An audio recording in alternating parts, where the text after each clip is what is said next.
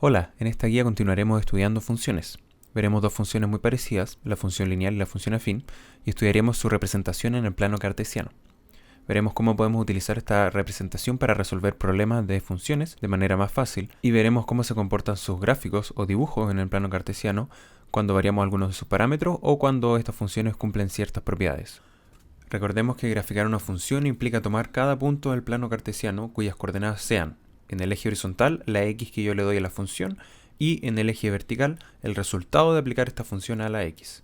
Por ejemplo, si mi función es f de x es igual a 3x y yo quiero graficar los puntos para x igual a 1 y x igual a 2, lo que yo tengo que hacer es darle los x a la función. En este caso, si x igual a 1, la función es igual a 3, y si x es igual a 2, la función es igual a 6. Por lo tanto, los dos puntos que yo voy a graficar van a ser 1,3 y 2,6. La primera función que veremos tiene la forma f de x igual a m por x, donde m es un número real distinto de 0. Esta es la función lineal, y como bien dice su nombre, se puede graficar en el plano cartesiano como una línea. Esto quiere decir que hay una relación de proporcionalidad entre la variable x que uno entrega a la función y la variable y que resulta luego de aplicarla. Esta proporción viene dada por la pendiente, que aquí se escribe como m. Lo que diferencia esta función de la función afín es que siempre va a pasar por el origen. Es decir, si yo tomo x igual a 0, mi función de x siempre va a ser 0. Las dos propiedades más importantes de las funciones lineales tienen que ver con la suma y la multiplicación. En el primer caso, si yo sumo dos números y luego aplico la función lineal, el resultado será el mismo a que si yo aplico la función lineal por separado y luego sumo los resultados. Utilicemos la función anterior como ejemplo. Si yo sumo 1 más 3 y le aplico la función 3x, esto me da 4 por 3 igual a 12. Si yo aplico la función por separado, es decir, la función de 1, que es lo mismo que 3, y la función de 3, que es 9, y sumo estos resultados, 3 más 9 me va a dar lo mismo. En el caso de la multiplicación, obtendré el mismo resultado si multiplico mi x por un número antes de aplicar la función, a que si lo multiplico por el mismo número luego de aplicarla. Con la función anterior, digamos que mi x es 2. Si yo la multiplico por 4, obtengo 8. Y al aplicar la función, 8 por 3 me da 24.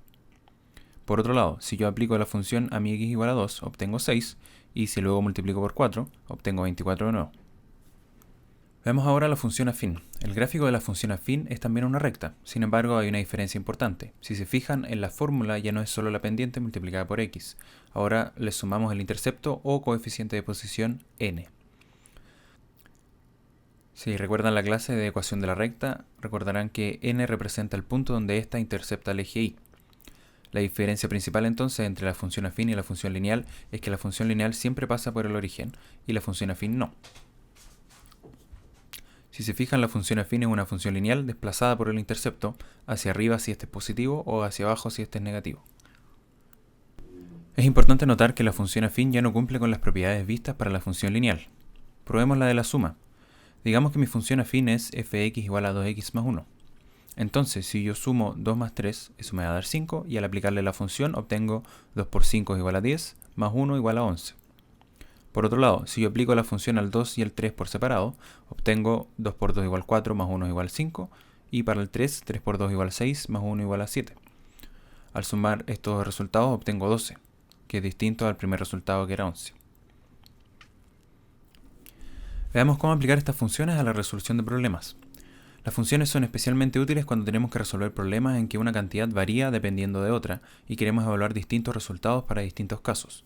En estas situaciones es importante definir cuál es nuestra x o variable independiente y cuál es nuestra y o variable dependiente.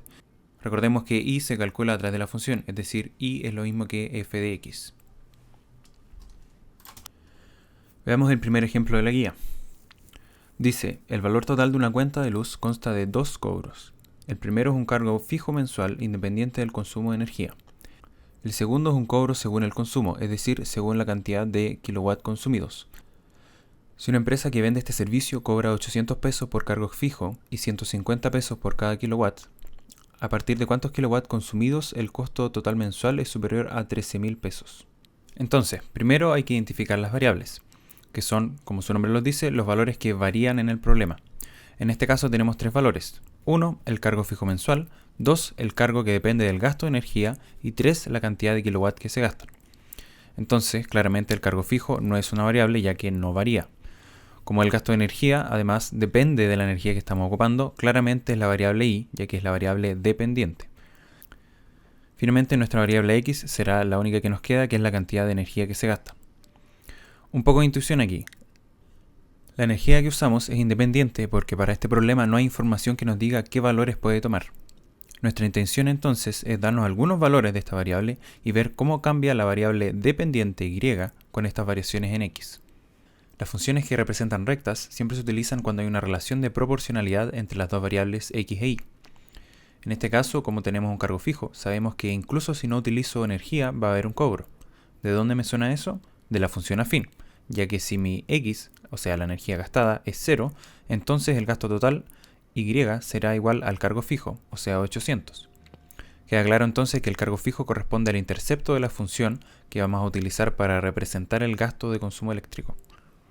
Si queremos entonces escribir esta función, como es una función afín, tendrá la forma f de x, es decir, el cobro total, es igual a x, o sea, el consumo de energía en kilowatt, por un número m, más el intercepto, que es el cargo fijo. Como ya identificamos que el intercepto es 800, solo nos falta calcular cuánto vale m. Como m es la proporción entre x y el cobro por consumo, solo tenemos que ver que en el enunciado nos cobran 150 pesos por cada kilowatt. Entonces nuestra función será f de x igual a 150 por x más 800. Nos están pidiendo a partir de qué valor de x el costo total superará los 13.000 pesos. Entonces tenemos que encontrar el valor de x límite, es decir, el valor tal que justo nos dé 13.000 pesos. Así sabremos que para cualquier x mayor, el costo superará este valor. Esto es bastante fácil de hacer si encontramos la función. Simplemente reemplazamos el valor de y que queremos evaluar. Y nos quedamos con 13.000 igual a 150 por x más 800. Esto es una ecuación de primer grado, por lo tanto solo tenemos que despejar a x. Pasamos el 800 restando y quedamos con 12.200 y luego pasamos el 150 dividiendo, obteniendo 12.200 dividido en 150, que es lo mismo que 81,3. Entonces sabemos que exactamente para 81,3 kW el costo de consumo serán 13.000 pesos. Por lo tanto, para cualquier consumo mayor, el costo será más grande. Como dijimos antes, la función afín es una función lineal desplazada verticalmente por el intercepto. Veamos esto en un poco más de profundidad. Los gráficos de las funciones se pueden trasladar al sumarles valores fijos. Estas traslaciones pueden ser verticales u horizontales dependiendo de dónde se haga esta suma. Tenemos dos casos. Uno, sumar a la función por fuera, es decir, luego de aplicar la función a una x, sumamos un valor. Y el segundo caso es sumar a la función por dentro, es decir, donde va la x antes de ser operada. En el caso de la función afín, estaríamos sumando por fuera de la función lineal, es decir, luego de multiplicar la x por una pendiente, sumamos el intercepto. Esto produce la traslación vertical, transformando la función lineal en una función afín. En el caso de la traslación vertical, es decir, cuando sumamos después de aplicar la función, como se ve en la guía, si la cantidad es positiva, el gráfico se va a mover hacia arriba, y si esta es negativa, claramente el gráfico se mueve hacia abajo. La traslación horizontal es prácticamente igual, con la diferencia de que ahora estamos sumando un número a la x antes de aplicarle la función. Ahora, si el valor que le sumamos a la x es positivo, la función se desplazará no a la derecha, sino a la izquierda. Al revés, si es negativo, la función se desplazará a la derecha.